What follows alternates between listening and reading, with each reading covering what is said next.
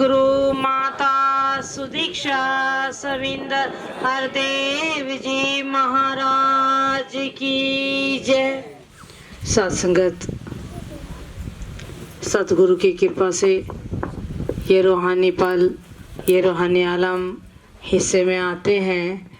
सत्संगत आत्माएं जहाँ झूम झूम कर गाती हैं और चूँकि अपनी पहचान हुई है, हर आत्मा को, जितने यहाँ पर बैठे या जो जानकार आत्माएं हैं, उन्होंने अपने आप को जान लिया।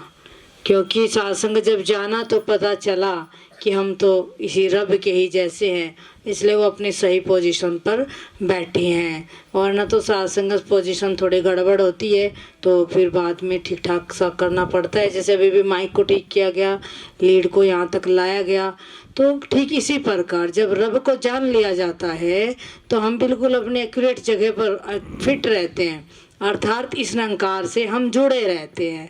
तो सत्संगत आज यहाँ जड़ोदा पांडा में सत्संगत, वैसे तो ये हमारी अपनी ही ब्रांच है और सत्संगत चूँकि सभी बहन भाई हम ननौता में ही सारे संगत करते थे, फिर सत्संगत की कृपा हुई कि यहाँ पर इस तरीके से ये ब्रांच बनी, भवन बना और सत्संगत आगे भी सत्संगत जो भवन का काम है वो भी हो जाएगा। लेकिन जो असली मकसद है वो तो सबका पूरा हो ही रहा है। सत्संगत यहाँ पर सत्संगत हमारे सत्संग सबसे सीनियर या सबसे बड़े जो महात्मा जी बैठे हुए हैं उम्र करके, सत्संगत उनको हम बुजुर्ग नहीं कह सकते, एक जवान बुजुर्ग कहा जा सकता है, जिनके सत्संगत आज भी बोलने में चलने में वही ऊर्जा है। और ये ऊर्जा जो ये कह रहे थे ना अभी कि मुझे तो कुछ काम नहीं है, असली काम तो यही कर रहे हैं कि जो सतगुरु का साहित्य पढ़ रहे हैं और निरंकार में लीन रहते हैं। और सत्संगत भी अरविंद भाई साहब बता रहे थे कि अभी मील का इलेक्शन हुआ तो हम वहाँ जा रहे थे, दोनों पकड़ के बाजू, तो वहाँ पर एक इंस्पेक्टर कहते कि भाई इन दोनों भाइयों को पहले वो डलवा दो, यानी बेटे मेरे बाप में पहचान खत्म हो गई। क्यों हुई? क्योंकि बाप की भक्ति ज़्यादा है, वो इतनी भक्ति कर रहे हैं सत्संगत। और इसलिए ये आज की नहीं, ये जवानी भर से बात चली, पहले से ही बात चली। इसलिए कहते हैं कि काश जवानी जानती, काश बुढ़ापा सक्षम होता। ऐसा बुढ़ापा मुबारक हो जो वेदों में भी कहा कि 100 साल की आयु पूरी करके रहें, आयु जिया जाए। तो वो इस आयु के लिए, यानी इस रब को देखते हुए इस संसार में हम अपना समय बिताएं। तो सत्संगत ऐसे प्रेरणा और ऐसे आशीर्वाद यहाँ से मिलते हैं, इन संतों के तरसते हैं सत्संगत, मिलते नहीं, ऐसे कहाँ मिल पाते हैं सत्संगत। ये चलते फिरते जीवंत ग्रंथ हैं, सतगुरु के बोल के बता रहे हैं कि जो कुछ है गुरु के दर पर है, जो कुछ है सतगुरु है, इसके सिवाय संसार में कुछ है ही नहीं।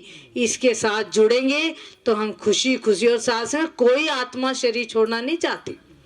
जब सतगुरु का ज्ञान मिलता है तो आनंद ही आनंद लेना चाहती है आत्मा। सत्संगत जो कि परमात्मा ने प्राणों के साथ सिस्टम जोड़ा, तुम हो एक अगोचर सबके प्राणपति, किस विध मिलूं आपसे मैं कुमति, यानी तुम सबके प्राणों के पति हो। तो साधन जब आत्मा बलवान होती है तो परमात्मा भी प्राणों का सिस्टम बढ़ा देता है, आगे की ओर बढ़ा देता है। जैसे भी ताऊ जी को देख रहे हैं तो कैसे साथ संगत हमारे बीच में बैठे हैं, तो हमने तो इनसे सीखना है, हम तो इनसे सीखने के लिए आए हैं। हमारे पास तो कुछ है ही नहीं साथ संगत, ना कोई विद्वता है ना ऐसा कुछ जानकारी है। आपका साथ संगत आशीर्वाद लेने के लिए आदरणीय मुखी महात्मा जी ने ये आदेश किया। हालांकि साथ संगत जब बोला तो यही कि एक बार आप उन्होंने जोनल से भी परमिशन ले लिया। और साथ संगत, क्योंकि ऐसा नहीं आप मन में आना चाहिए कि दनादन कहीं मुझे यही ना चस्का लग जाए कि मैं कहीं स्टेज पर बैठूं, वहाँ पर बोलूं, केवल सुनने जैसा भाव हमारा बना रहे, यही हम सतगुरु के चरणों में अरदास करते हैं। तो आज यहाँ पर सारे बहन भाई आए, कुछ ऐसे बहन भाई भी आए जो कुछ अभी पहले आ रहे हैं। और समझ में उनको जो आएगा किस तरीके से समझ कर लेते हैं सबके ऊपर निर्भर करता है। लेकिन भक्तों को यही चाह रहती है कि चलो हमारे सत्संग में हमने भगवान को देख लिया, आप भी भगवान को देख लो। एक ही तो बात का अंतर है संसार में और यहाँ पर कि वो बिना देखे भक्ति कर रहे हैं। बस जिसकी भक्ति कर रहे हैं उसको यहाँ दर्शन उसका करा दिया जाता है और जब दर्शन हो जाता है तो मेरी जन्मों जन्मों की गुत्थी सुलझ जाती है। कहा है कि हरि सिमरे तो आर है, गुरु सिमरे तो पार। तो सत्संगत क्योंकि सतगुरु हमें दिखा के भक्ति कराता है। सतगुरु हमें खाली नाम नाम रटने के लिए तो नहीं कहते, यही कहते हैं कि देखो ये रब सामने खड़ा है, अब इसकी भक्ति करनी है और सेवा सत्संग सुमरन जैसे साधनों को अपनाते हुए हमें आगे की ओर बढ़ना है। सत्संगत एक महात्मा रुड़की में भैरव सिंह हैं, तो वो फोर्स में रहे तो सत्संगत वहाँ सत्संग हुआ करता था भवन पर। गुवाहाटी की कहीं बात है तो उन्होंने कहा कि उन्होंने अपने जो उनके सीनियर थे तो उनकी पत्नी बगल में सब रहते थे, तो उन्होंने कहा कि बहन जी आप भी हमारे सत्संग में चलिए। तो जैसे महात्मा तो कई बार तो वो सब बुरा मान जाते, अगले मुंह सा बनाते, वो फिर भी एक ही बात कहते कि चलो जी सुख पाना है तो चलो। और सत्संगत वो उनको लेकर वहाँ आ गए। लेकिन जैसे सत्संग खत्म हुआ तो वो बहन उनके हाथ नहीं आई, घर चली गई। अब वो उन्होंने सोचा कि बताइए, बिना बताए घर भी चली गई। और सत्संग जब वो उनके घर शाम को गए तो उन्होंने कहा कि बहन जी कैसा लगा हमारा सत्संग, अच्छा लगा आपको हमारा? बोले हाँ। उन्होंने मुंह फुला लिया, कह रहे हाँ हाँ गए थे मुझे लेकर और मेरे ही ऐसे आपने मेरे ही वहाँ पर मेरे ऊपर सारे कमेंट आ रहे थे, सब मेरे ही वहाँ पर खोज निकाले जा रहे थे। बोले बहन जी ऐसा तो हमारे सत्संग में कोई कुछ भी नहीं कहा, वहाँ तो सब प्यार की बात कर रहे थे। बोले हाँ कर रहे थे, वो कह रहे थे माया नागिन है, माया ठगनी है, क्योंकि उस बहन का नाम माया ही था। वो बिगड़ गए। बोले तो सब कुछ तो मेरे ऊपर कह रहे थे। कहने लगे नहीं नहीं ऐसा नहीं है बहन जी, वो तो माया, ये जो संसार है सारी माया है, मिटने वाली है और मायापति भगवान है, हम तो उसके बारे में सब बात कर रहे थे, आपको ऐसा समझ में गलत आ गया। तो सत्संग जब तक समझ में नहीं तो हम ऐसे समझ लेते हैं। एक तरफ हमारे बीच में माया, हमारी माया बहन जी आंटी जी हैं, सत्संगत आपके बीच में है, सत्संगत हर तरीके की परिस्थिति, हर तरीके का सत्संग, कोई संसार की कमी नहीं, लेकिन बहुत बड़ी कमी भी देखी, लेकिन फिर भी उन कमियों से ऊपर सत्संगत इन्होंने उठने का जो मौका मिला तो केवल सत्संगत की वजह से, सत्संगत ने ही इनको इतना हिम्मत दिया, ताकत दिया कि आज भी जब बच्चे यहाँ पर प्रोग्राम कर रहे थे तो खुशी खुशी के मारे यही कह रहे कि कैसे लग रहा, यानी आज अपनी संगत को देख के ठलाती हैं, खुश रहती हैं। तो सत्संगत ऐसा ही होता है। सत्संगत सेवा जब भी हम करते हैं तो सेवा हमारे लिए ऐसे ही हिम्मत वाली बनती है। अभी भाई साहब संजय जी ने भी बताया कितना बढ़िया तरीके से कि यहाँ इस भवन में तो हमारे में अभी बहुत सेवाएं हमको मिलती हैं, कितना कि एक एक पेड़ की जड़ निकाले, और एक जड़ निकालने का मतलब क्योंकि जब जब हम सेवा सतगुरु की करते हैं तो सत्संगत हम अविनाशी के साथ जुड़ते हैं, और जब सेवा सत्संग से नहीं जुड़ते तो 84 तैयार है। तो 84 से अगर बचना है तो हर पल हर क्षण हमें सेवा की तरफ ही बढ़ना है। तो सत्संगत ऐसे ही हमारा जो सत्संगत पैरा भी आया है तो इसमें कैसे कहा गया जी, दो लाइन पढ़ना भरे और इसकी दया हो गई तो ये हमारे ऊपर सत्संगत ये किस तरीके से इन्होंने हमारा चुनाव कर लिया, इन्होंने हमको अपने चरणों से जोड़ लिया। और ये त्रिलोकी का स्वामी है। सत्संगत ये कैसे कीड़े को भी ये भोजन दे रहा है और देता है सत्संगत। कभी अपने आप भी अगर हम देखें कि आज हमें सारी सुख सुविधा सब सच्चे पातशाह तू दे रहा है, वरना हमारी क्या स्थिति थी, कुछ भी नहीं थी। लेकिन ये त्रिलोकी का स्वामी है, ये रहम कर जाता है। और रहम का मतलब ये नहीं कि सत्संगत बहुत ज़्यादा धन दौलत या बहुत ज़्यादा मकान ये सब कुछ हमको, रहम का मतलब ये है कि 84 के जो कांटे मेरे ऊपर पड़े हुए थे, लग 84 योनियों को भुगतते भुगतते मैं यहाँ तक चला आया, लेकिन मुझे अपना ही नहीं पता। इससे बड़ा गलत काम क्या होगा कि मुझे अपना ही ना पता हो। कोई मुझसे पूछे कि आपका नाम क्या, और मैं ये कह दूं कि पता नहीं जी मुझे मेरा नाम, तो इस संसार में भी अगला यही कहेगा कि बताइए कितनी बावली है, अपना भी नहीं पता कि कौन है। तो ठीक यही मेरी साथ, यानी मैं आत्मा हूँ, मेरे साथ ये ही हो रहा था कि मुझे ये नहीं पता था कि मैं इस रब के जैसी हूँ, मैं इस परमात्मा के जैसी हूँ, और मुझे इसके जैसे ही सरल हो जाना है। साध संगत, इसलिए सतगुरु त्रिलोकी का स्वामी इसको इसलिए कहा जाता है कि ये हमारे युग युग में भंडार भरता है, हमें ये खुशियाँ देता चला आया, और अनन्य खुशी जो मुझे मेरी पहचान कराई, मुझे इस रब से जोड़ दिया। तो साध संगत ऐसे ही सतगुरु होते हैं। आज नहीं, युगों से ये स्थिति बनी चली आई। साध संगत, भ्रमों में पड़ी थी दुनिया, अंधेरों में पड़ी थी। अंधेरा इसे ही कहते हैं साध संगत कि जो सतगुरु बता रहा है समय का, इसके पास तो नहीं पहुँचे और अपने मन से कुछ कर गए, तो उसे ही साध संगत अंधेरा भी कहा जाता है। और जब ये अंधेरे से बाहर प्रकाश की तरफ आत्माएं आती हैं, तो साध संगत सतगुरु माता सविंदर जी महाराज ने एक बार विचारों में कहा कि बाबा जी के साथ महापुरुषों एक बार जाने का मौका मिला। कहीं किसी महात्मा ने अपना मकान बनाया और उन्होंने उस मकान का मुहूर्त कराया, तो सतगुरु के ही चरण डलाने का मौका मिल गया।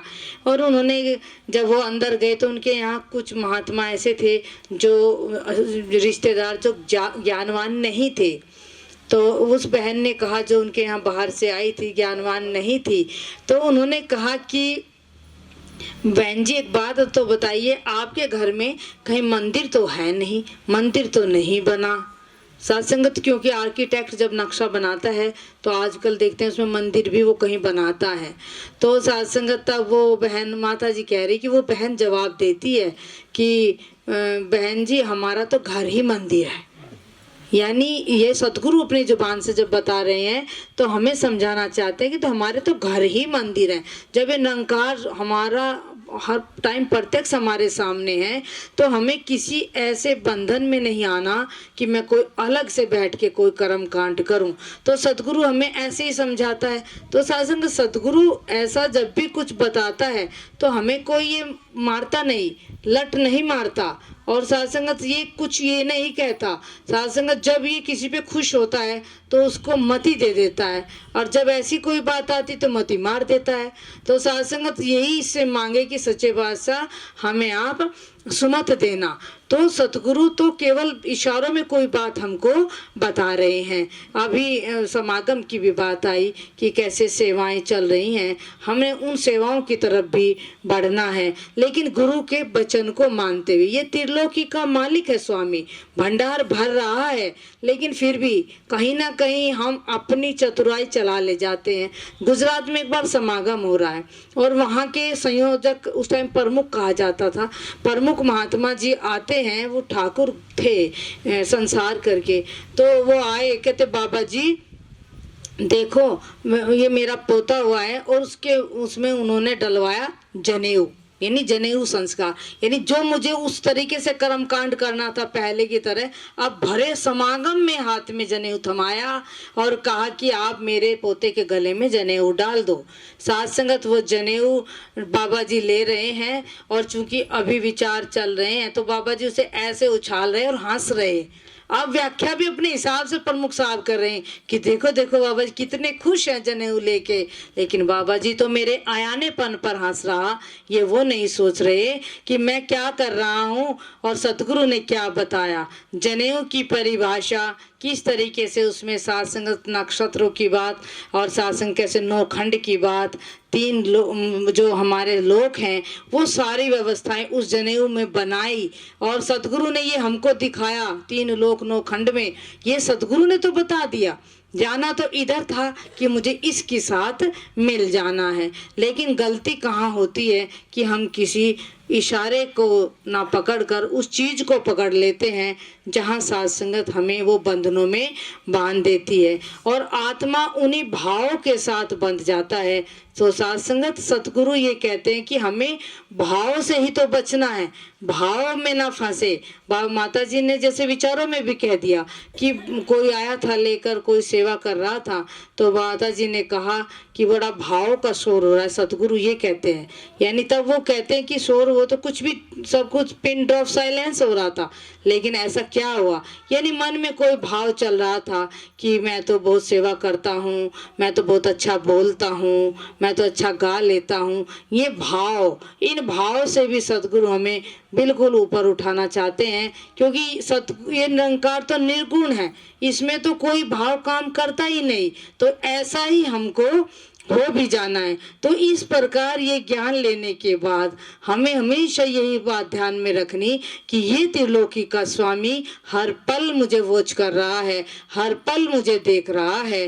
तो मुझे इस त्रिलोकी के स्वामी की अगर गुरु कृपा से पहचान हुई है, तो अब तो मुझे उस तरीके से मस्त रहना है इसके साथ, ताकि मेरा ये जो शरीर का आवरण मुझे मिला, मैं इसके साथ आवरण के रहते भी, और जब ये अनावरण हो जाएगा तब भी मैं इसी के साथ हो जाऊं। तो इसके लिए बहुत जरूरी है कि इतना ही सरल हो जाना।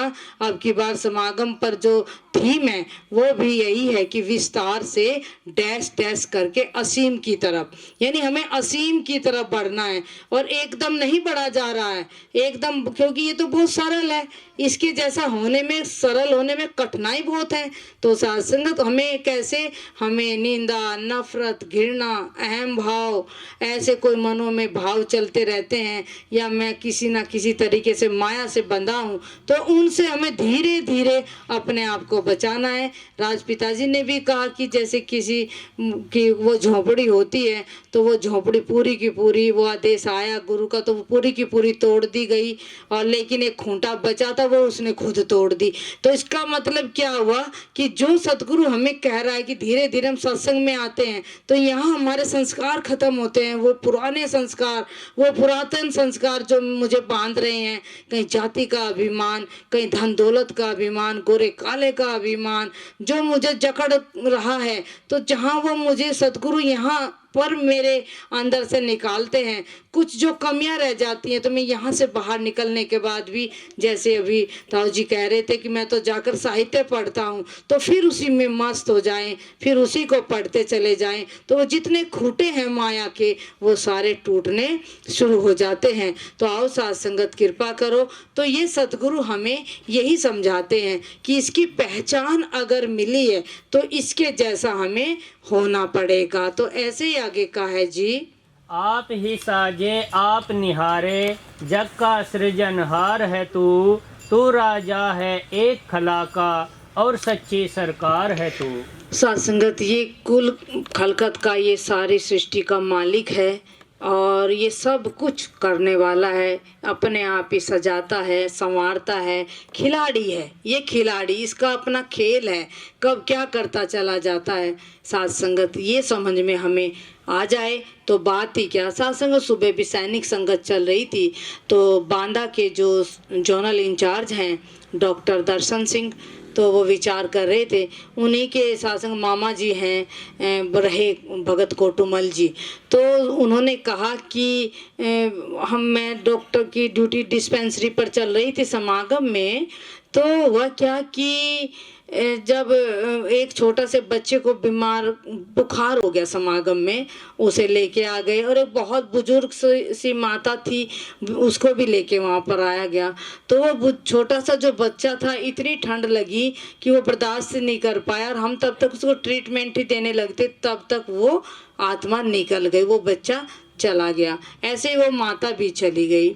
तो कहने लगे कि मेरे मन में आया कि बता कैसे लोग हैं, तो छोटे छोटे से को लेके चले आते हैं, कैसे हैं अपने बुजुर्गों को भी यहाँ पर लेके चले आते हैं, जब पता है कि वहाँ पर ऐसी व्यवस्थाएं हैं कि भाई चलो ठंड से बचाया जाए अपने को। तो कह रहे कि वो बात मैंने भगत कोटुमल जी के सामने भी रख दी, तो उन्होंने कहा कि ऐसे ऐसे क्या ये कोई ठीक थोड़ा ही करते हैं, ऐसे लोग चले आते हैं लेकर बच्चों को, बुजुर्गों को। कहते कोटुमल जी ने कहा कि एक बात बता कि ये जो पहले, क्योंकि वहाँ दिल्ली में जब होता था तो बुराड़ी रोड पर वो दुकानें भी लगी रहती थी सारी बेचने वालों की, कह रहे कि ये लोग आते हैं यहाँ दुकानें लगाते हैं, 8-10 दिन तक रहते हैं, ये कितना कमा लेते हैं। कहने लगे ले जाते होंगे 4-5 हजार रुपये कमा के, कि ले जाते हैं ना 4-5 हजार रुपये। हाँ, कह रहे तू क्या ले जा रहा, तू तो सारा खत्म हो गया, तू 1 रुपया भी नहीं ले जा रहा है यहाँ से। कह रहे क्या मतलब? कह रहे कि तू यही बात देख रहा है कि वो बच्चा चला गया क्यों ले आए, वो बुजुर्ग को क्यों ले आए, ये कह रहा है ना। तेरी तो कोई कमाई नहीं हुई, जब तुझे कुछ समझ में ही नहीं आया। कह रहे मतलब आपने ऐसे क्यों कह दिया? कह रहे भाई जब पता है कि लाभ हानि यश अपयश जन्म मरण ये विधि के हाथ है, पता है कि ये निश्चित है, और उसके बाद भी ये अपनी अकल लगा रहे हो, अपनी तरफ से बोल रहे हो कि ये गलत कर रहे हैं सही कर रहे हैं, तो क्या कमाया? तो आओ साथ संगत, कहने का मतलब कि अगर सतगुरु की बात को हम समझ नहीं पाए, हम आज भी इसी चीज से जुड़े रहे, इसी माया के साथ जुड़े रहे और माया को ही महत्व देते रहे, तो फिर तो हमने यहाँ से कुछ कमाया ही नहीं। तो वो बेचने वाले तो ले गए 4-5 हजार रुपये कमा के, हमें सच्ची दौलत जो कमानी थी वो हम नहीं कमा पाए। तो साथ संगत इस तरीके से सतगुरु हमें इसके भगत, ये साथ संगत ऐसे इनके नाम थोड़ा ही है कि 7 सितारों में इनके नाम वो इसीलिए आए साथ संगत, क्योंकि इन्होंने गुरु के अनुसार जीवन जिया और गुरु पर अडिग विश्वास इनका रहा, तब जाकर साथ संगत इनके ये आज इनका नाम भी लिया जाता है। तो कुल मिलाकर साथ संगत सतगुरु हमें एक ही बात सिखाते हैं, और इन सब बातों पर यह इतना विश्वास आए कैसे आए? अब बात ये भी तो है कि ऐसे हमारा विश्वास कैसे आएगा? इस विश्वास को लाने के लिए हमें फिर वहीं जाना पड़ता है जो आधारभूत है हमारे निरंकारी मिशन का। और वो आधारभूत क्या है? वो है कि जब हम निरंकारी मिशन में आए, सबसे पहले हमको जब ज्ञान मिला तो वहाँ हमें 5 प्रण मिले। जब लग 5 प्रण नहीं मने शब्द बोध भी होंदा नहीं, यानी जब तक हम 5 प्रण नहीं मानते तो हमें बोध नहीं होता। वो कैसे साथ संगत की? फिर उसके बाद सतगुरु हमें बताते हैं कि 9 द्वारे या 9 प्रकार की माया, 9 प्रकार की प्रकृति भी कहते हैं। 3 चीज ऊपर, 3 नीचे और 3 बीच में, जीव, आकाश और वायु। तो यहाँ पर आकाश तत्व, मेरी बात आप तक पहुँच रही है, हवा ठंडी गर्म महसूस हो रही है। और साथ संगत जो जीव है, अब इस जीव का मतलब हमें समझ लेना चाहिए कि इस जीव का मतलब कतई यहाँ पर साथ संगत आत्मा नहीं है। इस जीव का मतलब मन से है। अगर इस जीव का मतलब आत्मा हो जाता तो फिर तो माया तो 8 रह जाती। तो और समझने वाला क्या है? जब हमको ज्ञान दिया और कहा कि अब ये माया खत्म हो जाएगी तो क्या बचा? तो हम आगे से ये कह देते हैं कि कुछ भी नहीं, जबकि हमको ये तो समझ में होना चाहिए जरूर, या समझें, आपस में बात करें कि साथ संगत उस वक़्त हमारा जवाब बनता है कि मैं बचा, मैं आत्मा, हम सब आत्माएं हैं। और हमको ये भगवान दिखाया और माया मिटते हुए दिखाई सतगुरु ने। इसीलिए लिखा है 10वें पैरे में, ये 9 माया दृष्ट मान जो जग करता की माया है, इनका स्वामी इनसे न्यारा इनके बीच समाया है। ये माया मिट जाएगी, बाकी है जो अपरंपार, कहे अवतार यही है सब कुछ, इसको कहते हैं निरंकार। यानी कौन कह रहा है ये बात? मैं कह रहा हूँ कि ये माया तो मिट जाएगी, बाकी है जो अपरम, समझ तो मैं रहा हूँ। 9 प्रकार की माया खत्म होते हुए और 10वां निरंकार टिकता हुआ, जिसे 10वां द्वारा कहते हैं, 10वां द्वारा टिकते हुए और माया को मिटते हुए मैं आत्मा देख रहा हूँ। तो आओ साथ संगत, ये इस तरीके से जब मैं इस ज्ञान को समझ जाता हूँ कि मुझे जो मिला है ये तो वाकई मैं इसके जैसा हूँ, तब कहते हैं कि आत्मा सो परमात्मा। ज्ञान गुरु आत्म उपदेश, यानी ज्ञान गुरु का जो ज्ञान होता है वो आत्मा के लिए उपदेश होता है, किसी के लिए उपदेश नहीं होता। अवतार वाणी शुरुआत में कहती है कि मन बुद्धि से परे है देखा, कोटि कोटि प्रणाम तुम्हें। यानी ये मन बुद्धि से परे की चीज है, ये आत्मा, यानी इसको मैं महसूस करता हूँ। और अवतार वाणी में जब हम पद पढ़ते हैं कि हे मेरे मन ओट लिया कर, हे मेरे मन ओट लिया कर, रब दे कामिल बंदे दी, तन मन धन सब अर्पण कर दे, शोभत छड़ दे मंदे दी। यानी हे मेरे मन, ये कौन कह रहे हैं? हे मेरे मन, आत्मा कह रही है कि हे मेरे मन तू इस परमात्मा की ओट ले, वरना तू अगर ऐसे फिरेगा ना, लापरवाह बना, तो मुझे भी दिक्कत होगी। जैसे एक परिवार का मुखिया होता है और बच्चे को गलती करते हैं तो उल्हाना तो उसको मिलता है, तो आत्मा झेलती है इस मन के करतूत को, लेकिन समझदार आत्मा इसको कंट्रोल कर लेती है। कि मेरे सतगुरु ने बताया कि मन को माया में नहीं लगाना। मन का मतलब मूल्यांकन करने वाला तत्व है। इस मूल्यांकन को मुझे दुनियादारी में नहीं लगाना, मुझे मूल्यांकन करना है कि मैं यहाँ साथ संगत से क्या बटोर के ले गया, और मैं अपने घर पर जाकर कितना सुमरन, कितना सत्संग, कितना सत्कार, कितना मैं उन वहमों से, उन भरमों से ऊपर उठाऊं। क्या मैं आज भी उसी तरीके से वही कर्म कांड, जैसे अभी दीपावली दशहरा रावण को जलाने ही चला गया, जलाने चला गया रावण को, या वो रावण जो मुझे दुर्गति की तरफ ले जाता अभिमान, उसको मुझे मारना है। दीपावली पे भी दिए, कोई बात नहीं, सतगुरु कहाँ मना करता है, ये काम हम कर लेते हैं। बिल्कुल मना है। जब ज्ञान मिला तो देखो, जैसो सूरज उगवे चंदा चढ़े हजार, ऐना चांदन होनिया गुरु बिन घोर अंधार। यानी इतना चांदना हमारे जीवन में हो जाता है सतगुरु के आने पर। जैसे सूरज उगवे, यानी इतने 100 सूरज चढ़ा दो, इतना चांदना हो गया, तो फिर दीप क्यों जलाए? करवा चौथ का व्रत, तुम हो एक अगोचर सबके प्राणपति, यानी प्राणों का पति तो सतगुरु, और हम अपने पति के प्राणों के लिए व्रत कर रहे हैं। यानी अब भी कहीं ना कहीं अपनी हुंडी, अपनी गारंटी लेकर बैठे हैं। नहीं, हमारा सतगुरु प्राणपति है, हर आत्माओं का प्राणपति। सतगुरु सब आत्माओं के स्वामी होते हैं। आत्मा ना पुरुष होती ना महिला होती, आत्मा सतगुरु का इसका पति होता है, और वो इससे मिलकर, इस निरंकार से मिलकर वो सोले गाती है। अगर पति से काम चल गया होता तो मीरा क्यों तड़पती? वो इस अविनाशी, इस पति के लिए जो हमेशा रहने वाला है, आत्मा का जो पति, वो इसके लिए तरसी थी। और बंधन किसने काटे थे मीरा के? रविदास जी ने, सतगुरु ने, वरना वो बहुत जूते तोड़ाए, जूता ही तो टूट गया, जूते टूटने से बात बन गई। पतावे के हथौड़े के बीच में रविदास जी इसको ज्ञान देते हैं, और फिर कहते हैं कि मन चंगा कठौती में भी गंगा। तो ये बात ब्रह्म ज्ञानी कह सकते हैं, ये रविदास जी की बात हम समझ सकते हैं, वो नहीं समझेंगे जिन्हें अभी रब को नहीं देखा। फिर मीरा ने क्या गाया? पायो री मैंने राम रतन धन पायो, वस्तु अमोलक दीनी मेरे सतगुरु कर कृपा अपनायो। मेरे सतगुरु ने मेरे को वस्तु, परमात्मा वस्तु है, इसको जाना जा सकता है, इसको देखा जा सकता है। मेरे सतगुरु ने, उससे पहले कौन से गीत गाए उसने? हेरी मैं तो प्रेम दीवानी, मेरी सेज कांटों पर लगी। कौन से कांटे? कांटे तो जन्म मरण के थे, नहीं गद्दे तो उसके भी मलमल के होंगे। वो राजा के घर में थी और राजा की बेटी थी, लेकिन कांटे ये थे।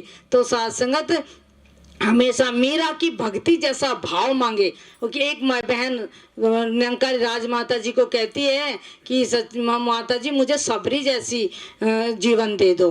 कहते नहीं, सबरी जैसा जीवन नहीं मांगो, सबरी जैसी भक्ति मांगो। इतनी गरीबी दलिद्रता में क्या होगा? हमको संसार में तो सब कुछ चाहिए, लेकिन भाव उसके जैसा चाहिए। पता भी नहीं चल रहा, वो भाव में बेर खिलाए जा रही, झूठे अपने आप वो कर रही है। तो इस तरीके के भाव भरी भक्ति की मैं खो जाऊं, मुझे पता ही ना चले, इस निरंकार में, इस सतगुरु में मैं इतना लीन हो जाऊं। तो साथ संगत इस तरीके से हमने भक्ति करनी है, अपने सतगुरु के बताए रास्ते पर चलना। अगर आज भी, एक बार यहाँ जड़ोदा पांडे में ही हुआ था शायद, एक नल था, कोई नल, कह रहे उस नल का पानी लाओ जी, और बाएं खत्म, शरीर के दुख खत्म। हम बड़े भोचक के रह गए। अरे भाई, नल का पानी से कुछ नहीं होता महापुरुषों। अपने सतगुरु पर अड़िग रहना है तो इसका चरना मत पियो। हमको चरना मत मिला है, हमको सेवा सत्संग सुमरण का ऐसे मौका मिला। एक बार सत्संग, एक बहन ने अपने पोते के गले में कुछ बांधा, तो हम बोले देखो बिल्कुल अच्छा नहीं लगता, ये गले से काट दो। उसने सोचा अब ये काटेगी भी, क्योंकि अगर इन्हें कह दे तो काटेगी भी।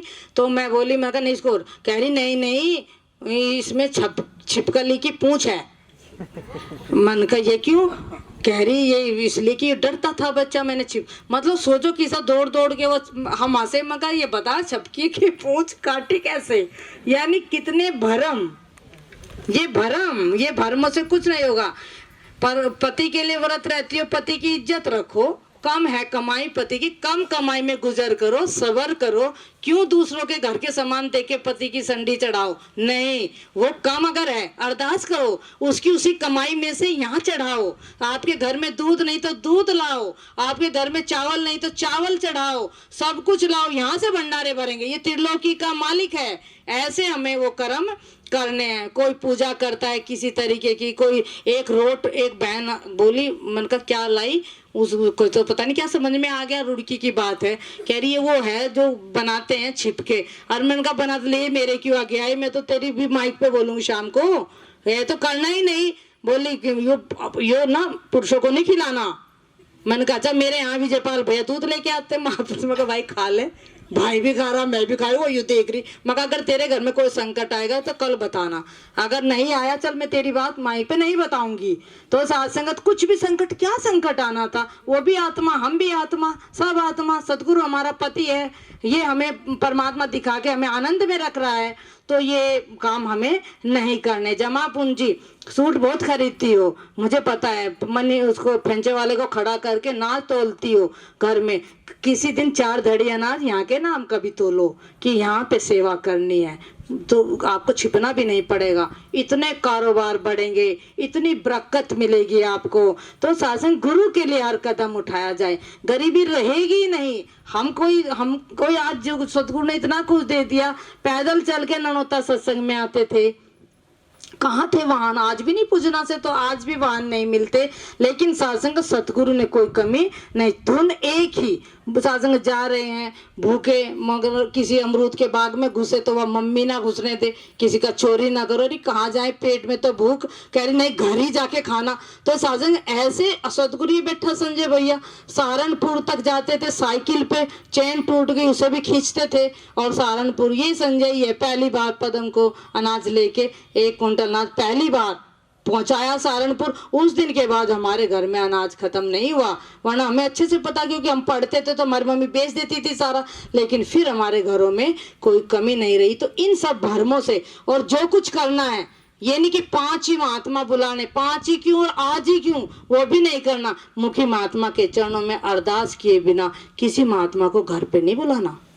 मुखी जी से इजाजत लेनी है, घर पे नमस्कार अगर करो तो केवल रसीद वाले को नमस्कार करो, अगर करो तो वो महात्मा का दायित्व बनता है कि आपके हाथ में दे के है कि अपनी रसीद कटवा लेना, ठीक है। तो इस तरीके से हमें सुखों का भागीदार बनना है, और पर्णों में भी नशा नहीं करना। अगर भाई ये काम कर रहे हैं तो भाई इस काम से रुकना पड़ेगा महापुरुषों, क्योंकि ये सतगुरु का आदेश है, इससे तो बहुत बुरी समाज में हालत खराब है। और ये सतगुरु ने कहा कि जो मेरा गुरसिक नशा करेगा वो तो शहीदों का खून पीता है। तो सत्संगत कुल मिलाकर अब हमारा समागम आ रहा है। अभी आंटी जी कह रही थी, अभिताव जी कह रहे थे कि 2000 से 95 से हम सब एक है, नहीं भी मिल पाते। तो साथ संगत रोशन दहलवी जी ने एक छोटी सी बात सुनाई, बहुत अच्छी लगी, कि जैसे आलू और बैंगन दोनों खेत में एक साथ ही बड़े हुए, और जब एक साथ बड़े हुए, कटने का जब टाइम आया तो मायूसी आई, कह रहे यार अब तो अलग अलग हो जाएंगे, किसान तो हमें काटने पे आ ही गया। कहने लगा, फिर वो कहते हैं आलू कोई बात नहीं भाई, थोड़े से टाइम सब्र कर, पतीले में हम फिर एक जगह आ जाएंगे, आलू बैंगन एक ही जगह बनेंगे।